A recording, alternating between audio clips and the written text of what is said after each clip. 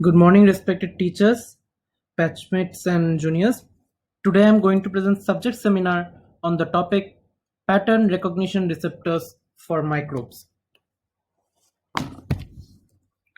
Here's today's presentation at a glance. We'll begin with the introduction. The interactions between a microbe and its host upon first contact follow a complex set of mechanisms and pathways which enable the body to defend itself from harmful effects of the microbe, be it by its direct toxic effect or due to its replicative activities. In this regard, the most important valve that exists in our body is our inherited innate immunity. It's the responsibility of our innate immunity to fend off a microbial attack until the more powerful, complex, and effective adaptive immunity is built up. Pattern recognition receptors play a major role in both regards. Before delving into the topic proper, some key concepts I would like to clarify. Obviously, as we know, inflammation, it is body's protective response to ensure removal of detrimental stimuli. It is caused by various factors such as microbial infection, tissue injury, and cardiac infarction. And classically, it is characterized by redness, swelling, heat, pain, and loss of tissue function. If we remember our basics, it is rubor, calor, dolor, and tumor. uh, Going on to discussing the innate immune system again, it is the major contributor to acute inflammation. It is a universal and evolutionarily conserved mechanism of host defense against infection. It is the first line of defense. It predates the adaptive immune response. It distinguishes self from non-self perfectly. The defects in innate immunity are very rare but always lethal. So now let us look at the various cells which are the effector cells of innate immunity and also adaptive immunity. Here we can see innate immune cells include macrophages, dendritic cells, and also non-professional cells such as epithelial cells, endothelial cells, and fibroblasts. As we can see in the picture here, innate immunity consists of the epithelial barrier, that is epithelial cells, the dendritic cells, macrophage, neutrophil, natural antibodies, complements, and natural killer cells. Whereas the adaptive immunity consists of components like the cytokines, the high affinity antibodies, the B lymphocyte, helper T lymphocyte, and the cytotoxic T lymphocytes. The innate immune system is an evolutionary rudiment whose only function is to contain the infection until the real immune response can kick in, this being the adaptive immunity. The innate immune system cannot cope with the high mutational rate and heterogeneity of pathogenic organisms. Therefore, adaptive immunity develops due to the inflexibility of the non-clonal receptors used by innate immune response. So here is a table showing us the basic salient different features of innate and adaptive immunity. The most important factor being that innate immunity uses non-clonal components, whereas adaptive immunity uses clonal components. As I've already mentioned here, non-clonal receptors are used by innate immunity. So, and also the action time of innate immunity is immediate, whereas action time is delayed in adaptive. How the response in innate is carried out? It is by co-stimulatory molecules, cytokines like IL-1 beta, IL-6, and chemokines like IL-8. Whereas in adaptive immune response, the response comes through IL-2 and IL-4 and interferon gamma.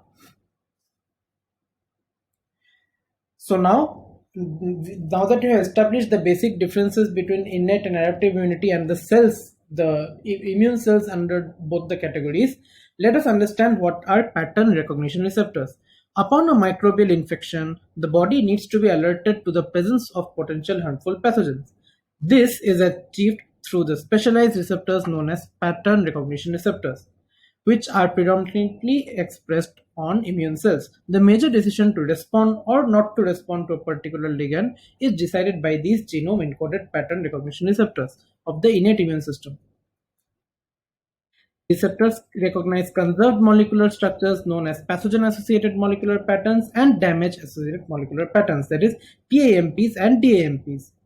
The PAMPs are derived from the microorganisms and they thus drive inflammation in response to infections. One well-known example is lipopolysaccharide, which is found on outer cell of wall of gram-negative bacteria. These motifs are usually specific to the microorganism, that is, they are not present in host and therefore easily they are identified as non-self.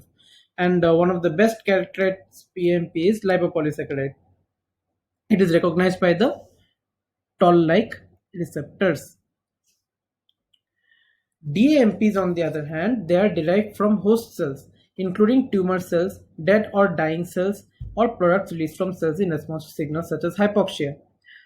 Because they are derived from host materials, DAMPs induced what's known as sterile inflammatory response and are often created or exposed in environments of trauma, ischemia, tissue damage, and do not require pathogenic infection.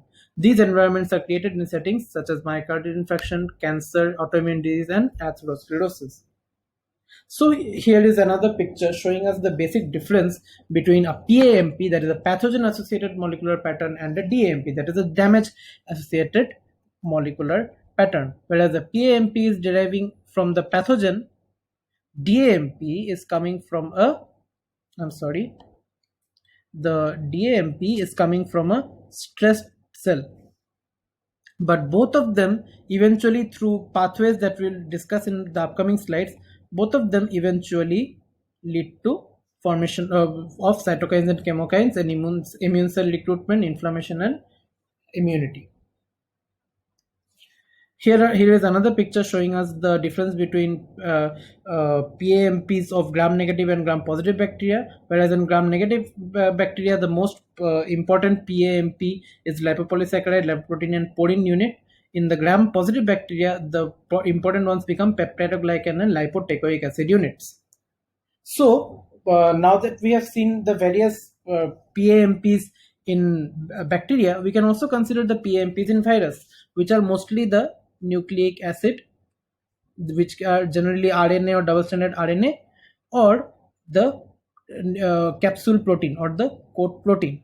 In parasites, they are the GPI anchors as seen here, here, and here. And in yeast, they are zymosan or a beta glucan unit. These are the pathogen associated molecular patterns or PAMPs, which are recognized in our in by the innate immune system pathogen recognition receptors. And in bacteria, as we have already established, there is lipoteichoic acid, peptidoglycan, lipoproteins, DNA, flagellin, and lipopolysaccharide. Here is another picture showing us the DAMPs. Till now we have been discussing the PAMPs, that is pathogen associated. Now we will discuss the damage associated molecular patterns. We can see here, whenever a cell is undergoing any problem, for example in this picture necrosis, we can see that the nucleus releases HMGB1, histones, DNA, RNA. The mitochondria releases ATP and DNA. Cytosol releases uric acid, S100 proteins, HSPs, and RNAs. All of these entities are damage associated molecular patterns, which are then recognized by the damage recognition receptors. Another picture showing us the ones which come out from mitochondria. These are mitochondrial DNA, cardiolipin, cytochrome C, CPS1, ATP, N-formyl peptides. All of these are DAMPs, which are recognized by these, as you can see, these immune cells through the help of damage recognition receptors. And finally, they lead to the adaptive immune response. Another picture showing us that the damage associated molecular patterns come not only from within the cell but also from the extracellular matrix. Here we can see, due to extracellular matrix cleavage, these are the ones decodin, biglycan, and LMWHA. All of these are damage associated molecular patterns which are recognized by antigen presenting cells, like, as we can see here, this fibroblast.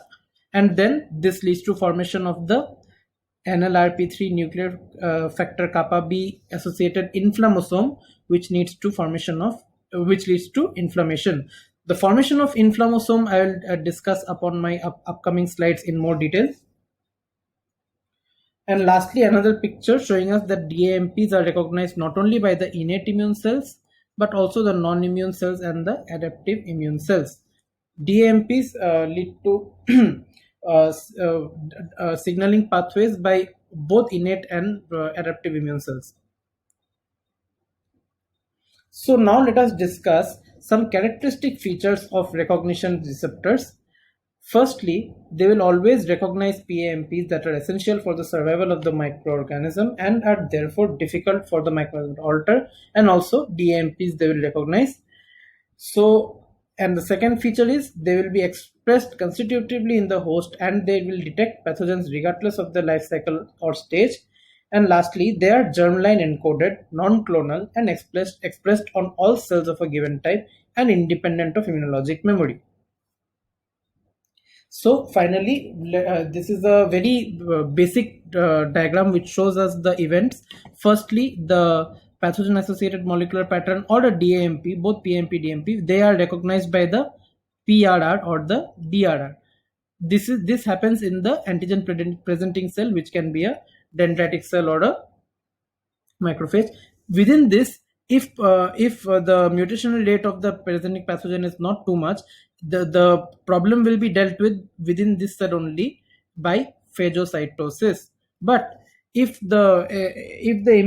this response isn't good enough, it will trigger the adaptive immunity, which involves the T cells and the B cells, which leads to pathogen specific antibody formation and then further phagocytosis. These receptors are a key element of the innate immune system. They are mainly expressed by antigen-presenting cells such as dendritic cells and macrophages, but they are also found in other immune and non-immune cells. There are two functionally different major classes of pattern recognition receptors: endocytic pattern recognition receptors and signaling pattern recognition receptors.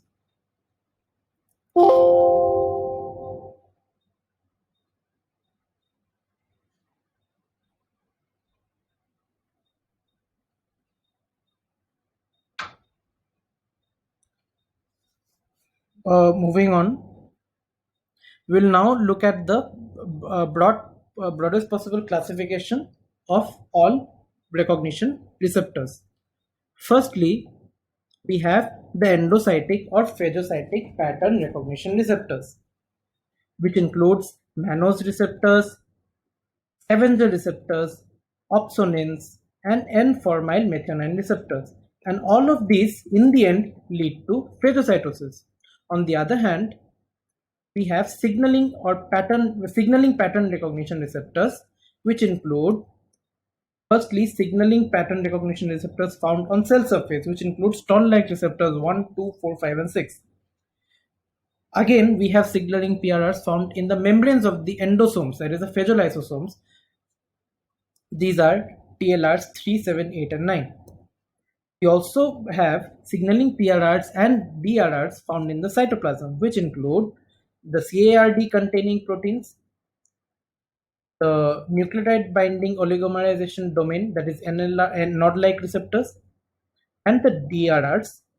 Lastly, another broad category is the secreted signaling pattern recognition receptors found in plasma and tissue fluid. And all of these lead to formation of inflammasome, which finally brings about the inflammatory response. So now that we have discussed the classification, we'll move on with discussing each of the units one by one. Firstly, we have endocytic or phagocytic pattern recognition receptors. Endocytic pattern recognition receptors, also called phagocytic pattern recognition receptors, are found on the surface of phagocytes and promote the attachment of microorganisms to phagocytes, leading to their subsequent engulfment and destruction. They include mannose receptors, and these are receptors on the surface of phagocytes which bind to various microbial carbohydrates such as those rich in mannose or fucose and to N-acetylglucosamine. Human glycoproteins and glycolipids typically have terminal N-acetylglucosamine and sialic acid loops. Therefore, C-type lectins found on the surface of phagocytes are mannose receptors. And it is now thought that mannose receptors may be quite important in removing potentially harmful mannose containing glycoproteins such as lysosomal hydrolysis that are produced in increased amounts during inflammation. Next is dectin 1. Dectin 1, it recognizes beta glucans commonly found in fungal cell walls, as I've already mentioned before, beta glucans or zymosan. We also have scavenger receptors. They are found on the surface of phagocyte cells and they bind to bacterial cellular components such as lipopolysaccharide, peptidoglycan, and teichoic acid. They are also scavenger receptors for certain components of other types of microorganisms as well as the stressed, infected, or injured cells. Scavenger receptors include CD36, CD68, and SRB1. Then we have opsonine receptors. They are soluble molecules produced as part of the body's immune defense and they bind microbes to phagocytes. For example, we have acute phase proteins circulating in the plasma, such as mannose binding lectin, that binds to various microbial carbohydrates, such as those rich in mannose or fucose and N-acetylglucosamine. Also, C-reactive protein that binds to phosphorylcholine portion of teichoic acid and lipopolysaccharides. It also binds to phosphocholine found on surface of dead human cells. The complement pathway proteins also come under this category, such as C3b and C4b, and they recognize variety of PAMPs. The surfactant proteins are also included in this category. During adaptive immunity, the antibody molecule IgG can also function as an opsonin. And lastly, under the heading of phagocytic PRRs, we have N-formyl methionine receptors. It is the first amino acid produced in bacterial proteins. Since the F-MET tRNA in bacteria has an anticodon complementary to the AUG start codon. This form of the amino acid is not typically seen in mammalian proteins. FPR and FPRL1 are N-formyl receptors on neutrophils and macrophages, and binding of N-formyl MET to its receptor promotes the motility and the chemotaxis of these phagocytes. It also promotes phagocytosis. So now that we have finished discussing the endocytic PRRs, let us discuss the signaling PRRs. These signaling PRRs, they bind a number of microbial molecules like lipoprotein, lipopolysaccharide, peptidoglycan, teichoic acid, flagellin, pyelin, unmethylated cytosine guanine dinucleotide or CpG sequences, lipoteichoic acid, glycolipids, and zymosyne from fungi, and also double-stranded viral RNA and certain single-stranded viral RNA.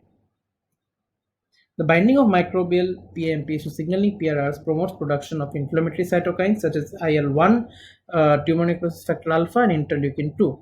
Antiviral cytokines called type 1 interferons such as IFN alpha and IFN beta are also produced. Chemoreactive factors such as IL-8, MCP1, and RANTES are also produced, and antimicrobial peptides such as human defensins and cathelicidins are also produced. So these signaling signaling pattern recognition receptors are broadly divided into four families, as I've already discussed: the toll-like receptors, the nod-like receptors, the RIG1-like receptors, and secreted signaling PRRs found in plasma and tissue fluid. Let us look at them one by one. The four PRR families, they usually differ in their ligand recognition, signal transduction, and subcellular localization. Upon activation, they will induce various cellular responses, including transcription of several genes that ultimately will result in elimination of the pathogen.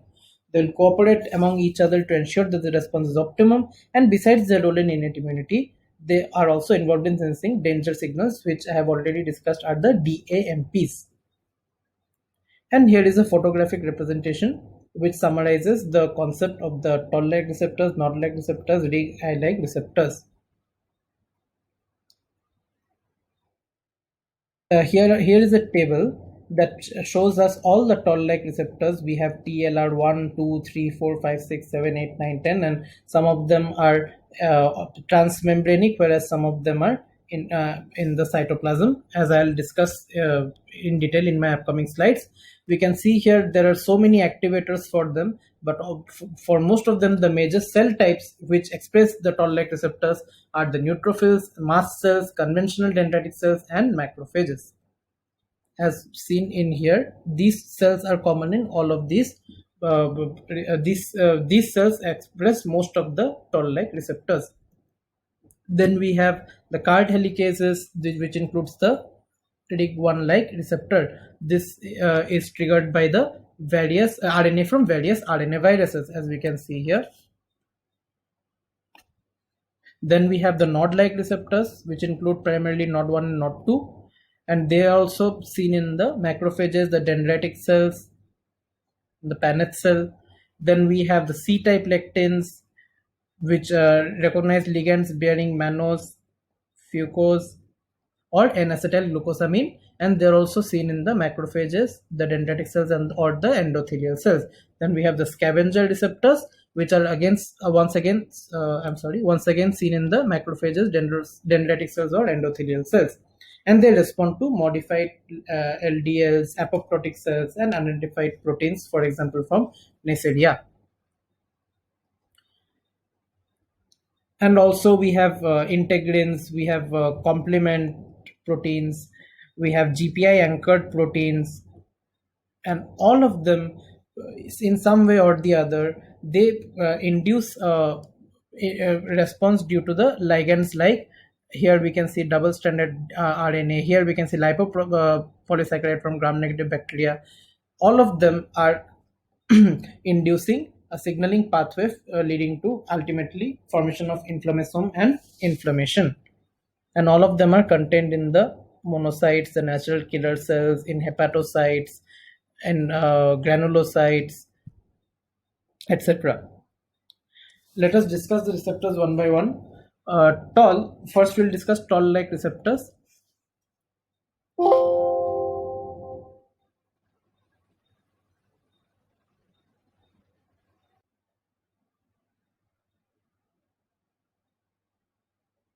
So the toll-like receptors, let us discuss. Toll, the founding member of the TLR family, was initially identified as a gene product essential for the development of embryonic dorsoventral polarity in Drosophila. Later, it was also shown to play a critical role in the antifungal response of lice. To date, 12 members of toll-like receptor family have been identified in mammals. The toll-like receptors are type 1 integral membrane glycoproteins, characterized extracellular domains containing varying numbers of leucine-rich repeats, or LRR motifs.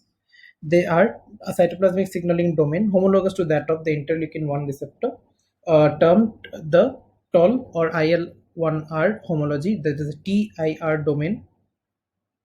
The leucine-rich repeat domains are composed of 19 to 25 tandem leucine-rich repeat motifs, each of which is 24 to 29 amino acids in length. Each leucine-rich repeat consists of a beta strand and an alpha helix connected by loops.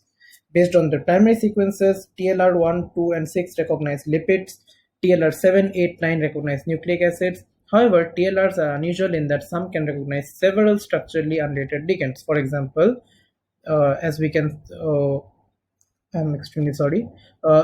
Seen in various immune cells, macrophages, dendritic cells, B cells, specific types of T cells, and they are also seen in non-immune cells, fibroblasts, and epithelial cells.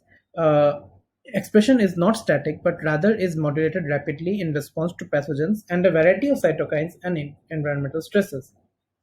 As I have already mentioned before, TLRs can be extracellular or intracellular. Extracellularly, we have 1, 2, 4, and 5. Intracellularly, we have 3, 7, 8, and 9.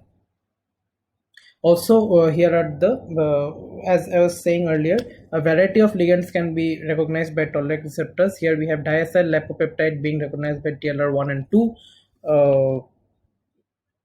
Being recognized by TLR1 and 2. Then we have triacyl lipopeptide being recognized by TLR6 and 2. Double-stranded RNA being recognized by TLR3. Lipopolysaccharide being recognized by TLR4. Flagellin being recognized by TLR5. And antiviral compounds like imidazoquinoline being recognized by TLR7. CpG-DNA by TLR9. So lastly, for toll-like receptors, let us discuss the signaling pathway. First, what happens is the ligand binds to the toll-like receptor. Ligand means the pathogen-associated molecular pattern binds to the toll-like receptor, and it triggers association with MYD88 with the TIR domain, and therefore this leads to assembly of the IRAK1 or IRAK4 complex. This is the interleukin receptor associated kinase complex. This IRAK4, this phosphorylates the IRAK1, and this creates binding site for TRAF6. And finally, this IRAK1 and TRAF6 complex dissociates and activates protein kinase TAK1 complex. This is the transforming growth factor associated kinase complex. Then the active TAK1 activates two distinct signal transduction pathways. First is uh, this one, wherein the TAK1 phosphorylates IKK to that is the I kappa B kinase. It activates this. It phosphorylates kappa B kinase to activate nuclear factor kappa B pathway. What happens is the kappa B kinase will lead to phosphorylation of I kappa B. This will release nuclear factor kappa B, and therefore it will finally cause it when the nuclear factor kappa B is released, it will finally it will translocate from the cytoplasm into the nucleus, and it will serve as a transcriptional activator for nuclear factor kappa B dependent genes. On the other hand, the TAK1 also phosphorylates and activates a component of the MAP kinase pathway. This also leads to a cascade of which results in translocation of a transcriptional activator, as we can see here. I'm sorry, as we can see here, and it activates transcription of MAPK dependent genes.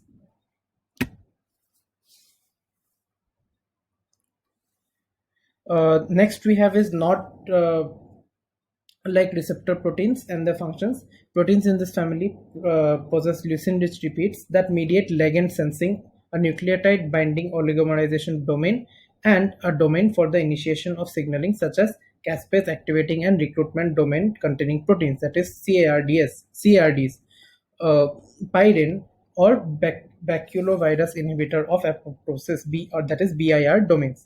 The cytosolic node-like receptors, which are NLRs, they're also known as caterpillars or nodes, NALP, PYPAFs, many such names. They are nucleotide binding oligomerization domain containing receptors. The 22 node-like receptors have been identified in humans, and they constitute a major class of intracellular pattern recognition receptors. They have lots of subfamilies. The designated subfamilies are NLRC, which was formerly known as NODs, NLRP, which was formerly known as NLP, as we can see here, and NLRB also we have, formerly known as NAIP, and lastly we have NLRA. These are the subfamilies. These proteins include NOD1 and NOD2, which both contain N-terminal CARD domains. NOD1 and NOD2 detect glutamyl mesoaminopimellic acid and muramyl dipeptide found in bacterial peptidoglycan respectively. And lastly, we'll discuss the signaling pathway for node-like receptors.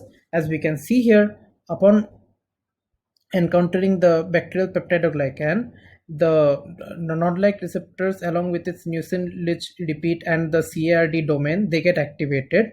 These in turn lead to activation of the nuclear factor kappa B pathway, and these leads to formation of pro-inflammatory cytokines. Another method is the formation of activation of caspase 1, which leads to formation of interleukin 1 beta, and this is basically the formation of inflammasome leading to formation of interleukin 1 beta, the details of which I'll be discussing in my upcoming slides. Then we have the RIG1 like receptors. RIG1 and MDA5 come under the same category. The caspase activating and recruitment domain containing proteins, that is the CRD proteins, such as RIG1, which is retinoic acid inducible gene 1, and MDA5, that is melanoma differentiation associated gene 5. They are cytoplasmic sensors of viral RNA molecules that trigger the synthesis of type 1 interferons and antiviral cytokines that block viral replication within infected host cells in a manner similar to the endosomal TLRs.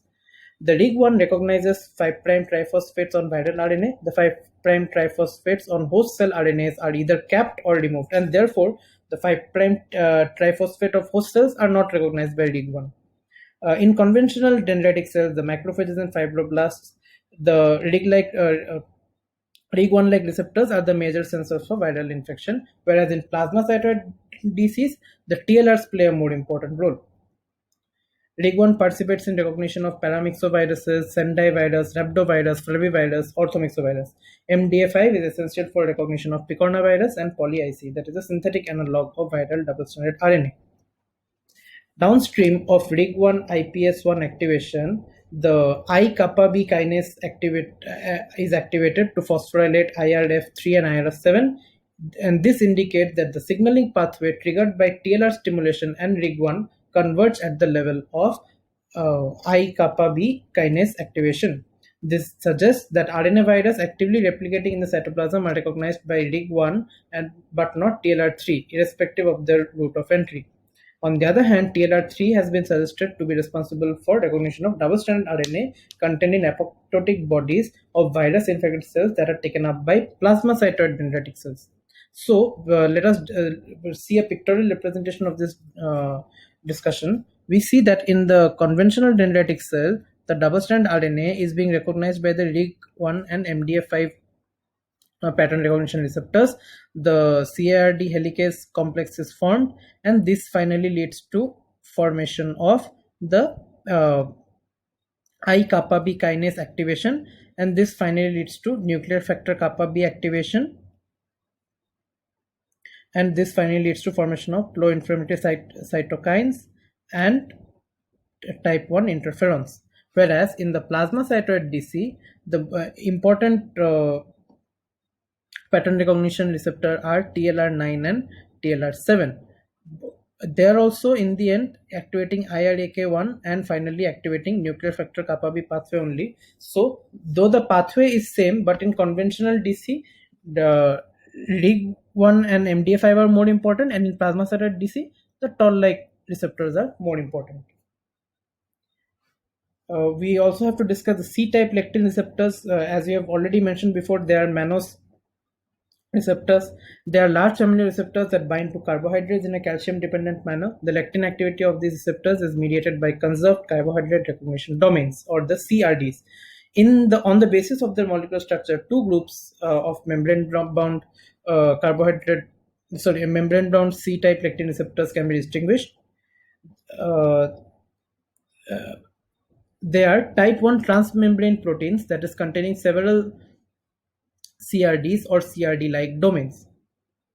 The type 1 transmembrane proteins containing several CRDs or CRD-like domains. The DEC205 and the macrophage mannose receptor also comes under type 1 transmembrane proteins. Type 2 transmembrane C-type lectin receptors carry a single include dectin-1 and dectin-2, which carry single CRD domain. Also macrophage inducible C-type lectin, that is MINCL, and also the dendritic cell specific ICAM3 grabbing non-integrin, that is DCSIGN, and also DCNK lectin group receptor 1, that is DNGR1. All of these are type 2 transmembrane C-type lectin receptors. MBL, an oligomeric protein that binds an array of carbohydrate patterns on pathogen surfaces, also comes under this category. And C-type lectin receptors expressed by most cell types, including macrophages and dendritic cells, phagocytose various glycoproteins and microbes for the purpose of clearance and antigen presentation to T lymphocytes. Lastly, we have the secreted signaling PRRs found in plasma and tissue fluid. In addition to the PRRs found on or within cells, there are also secreted pattern recognition receptors which bind to microbial cell wall and enable them to activate the complement pathways as well as by phagocytosis. For example, Mannan binding lectin, which I have already discussed, also known as Mannan binding protein, it is synthesized by the liver and released into bloodstream as part of acute phase response, where it can bind to carbohydrates on bacteria, yeast, and some viruses and some parasites. So now that we have discussed all the pattern recognition receptors, both endocytic and signal transduction ones, so after recognition, what happens?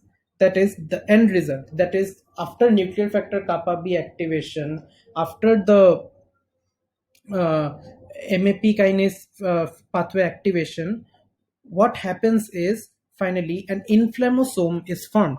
The inflammasomes are large intracellular multi-protein complexes that play a central role in innate immunity. The inflammasome comprise a member of the node-like receptor family, that is NLRP3 and IPAF, and are defined by the NLR protein that they contain. The pattern recognition receptors trigger the formation of these multi-protein complexes, which in turn trigger the formation of inflammatory cytokines. The NLR protein recruits the inflammasome adapter protein ASC, which in turn interacts with caspase 1, leading to its activation. Once activated, caspase 1 promotes the maturation of the pro-inflammatory cytokines interleukin 1b and interleukin 18. So finally, after discussing all these pathways, let us consider the big picture where all these pathways can coexist.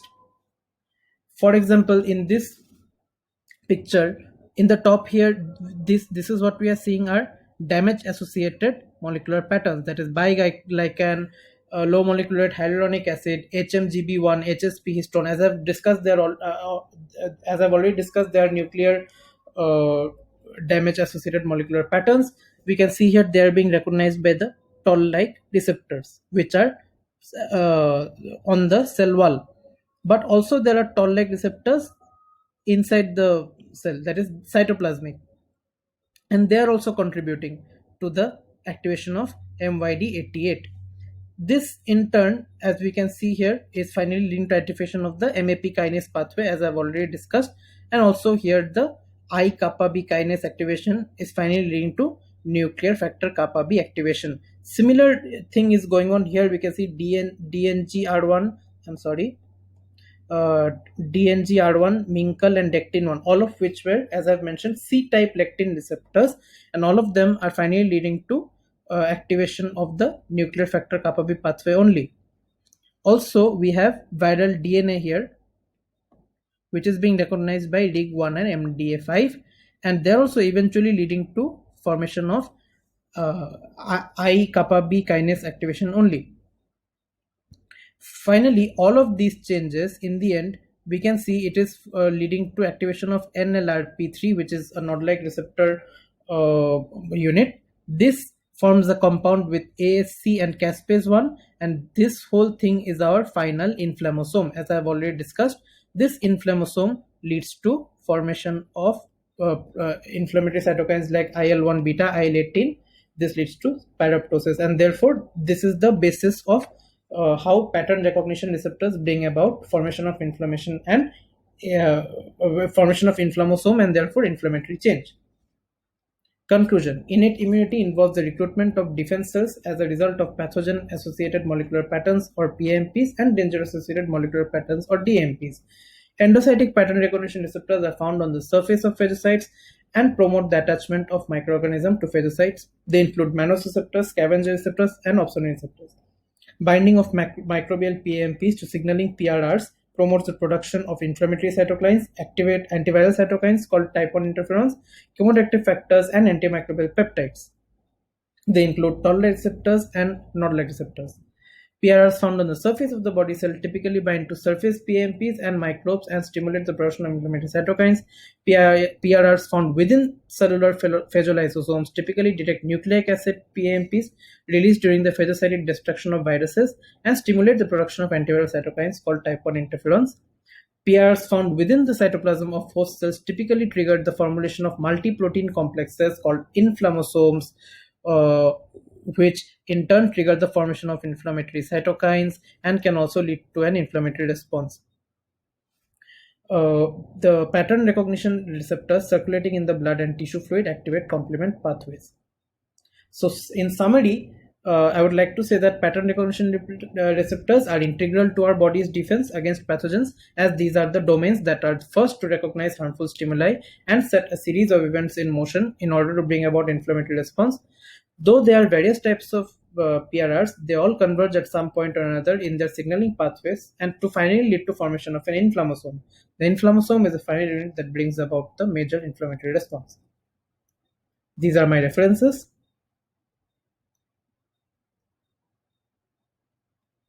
Thank you.